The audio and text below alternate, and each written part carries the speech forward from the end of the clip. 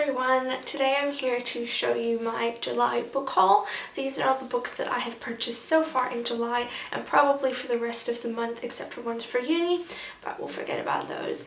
I'll start with one that I purchased at the beginning of the month, and that was The Fictional Woman by Tara Moss. This is a collection of essays and autobiographical stories from Tara Moss's life, just exploring ideas of feminism, of the media and things like that in reference to her experience as a model and then as an author and now as a mother. I thought it was a really fantastic book. I've already read it and I really enjoyed it. Here in Sydney, every 6 months there's a huge secondhand book fair hosted by Lifeline in order to raise money to help them with their charity work. And it's an absolutely massive fair full of fantastic selection of secondhand books, and my mom and I go every single fair, so we went this weekend and it was just awesome. I bought so many books this time around, so I'll show you those now. We'll start with ones that I bought for my classes next semester. For one class I got For the Term of His Natural Life by Marcus Clarke. I have no idea what this is about. It looks kind of big though, so we'll see. For the same class I got Elizabeth Jolley's The Well. Again, no idea what this is about. I just know Elizabeth Jolley is a really well-known Australian writer, so I'm assuming it'll be something about Australia. Then for another class that I'm doing, I got Virginia Woolf's Mrs. Dalloway. This is a really great story about a woman, Mrs. Dalloway, and one day in her life. For the same class, I got As I Lay Dying by William Faulkner. I really like this cover. It's a nice horse's eye. The rest of these books I just got for myself, so I'll start with the books that I got on Saturday. The first is Foreign Soil by Maxine Beneba Clarke. This is a collection of short stories that has been highly recommended to me by people in my real life, so I'm looking forward to that. I was really excited to find Station 11 by Emily St. John Mandel. This is one of the most hyped books published last year, and I'm really excited to have a copy of it. Then I got You'll Be Sorry When I'm Dead by Marieke. This is her memoir autobiography collection of essays type book. I'm a huge fan of Marieke and I've been meaning to read this for a while, so I'm excited to have it. I was absolutely thrilled to see a copy of this and I snatched it up straight away. This is The Opposite of Loneliness, Essays and Stories by Marina Keegan. Marina Keegan was a really intelligent woman in America. She graduated top of her class in Harvard and was going on to complete a really fantastic journalism career when she actually died 2 days after her graduation. So this is a collection of essays compiled by her family post her death. I'm very excited to read this. I've heard excellent things about it and I'm just so excited to have a copy. This is Between Us, which is an anthology of women of letters curated by Marieke and Michaela McGuire. These are kind of letters written by famous people in Australia and around the world to women, about women, from women, about all sorts of different things in their life. I'm really excited to give it a shot. I haven't tried any of these before. Next is We Need New Names by NoViolet Bulawayo. So sorry if I pronounced that incorrectly. I've been meaning to pick this up from bookstores for like a year now. I keep looking at it and then never actually buying it, so I was really excited to see I could get it for secondhand. Now this is a really awesome novel. This is The Magicians by Lev Grossman. I actually have no idea what it's about, but I've heard it compared to an adult version of Harry Potter, and I've heard excellent reviews about it from people like Katie at Chapter Stacks and just a ton of other people. I really like this edition because it's nice and compact, but I'm really excited to try this. The last book that I picked up on this Saturday is a graphic novel. This is Jimmy Corrigan, The Smartest Kid on Earth. This is a real classic amongst graphic novel readers.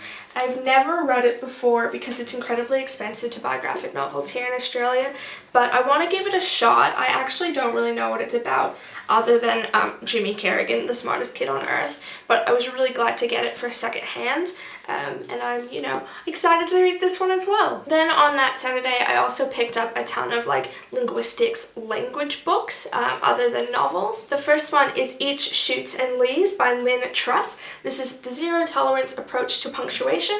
This was really popular a couple years ago, using the classic example of if you don't use the Oxford comma, it sounds like someone eats, shoots them, and then leaves, as opposed to eats, shoots and leaves. I mean, if you're into grammar and punctuation, this is the book for you. I also picked up 2 books by Don Watson that I've been meaning to read for years. The first is Watson's Dictionary of Weasel Words, Contemporary Cliches, Cant, and Management Jargon.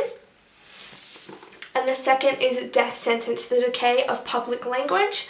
So both of these are texts about the English language, about its decay in terms of like doublespeak and political satire and that kind of thing.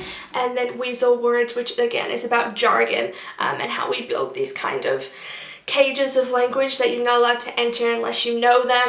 If you're into linguistics, this is kind of the thing you'd like. I also picked up the Etymologicon by Mark Forsyth. It's a circular stroll through the hidden connections of the English language.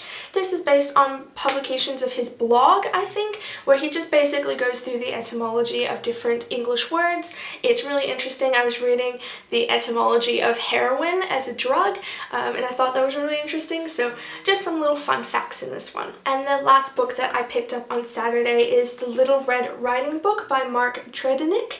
This is kind of a like how-to guide of how to write well. I am a writer and I'm constantly fascinated about reading different tips and tricks and guidebooks about writing. I've been meaning to read this one again for years, so I finally decided to pick it up now. So as I said, those are all the books that I bought on the Saturday. I then went back on the Sunday when they had half price on everything, and I bought some more books again.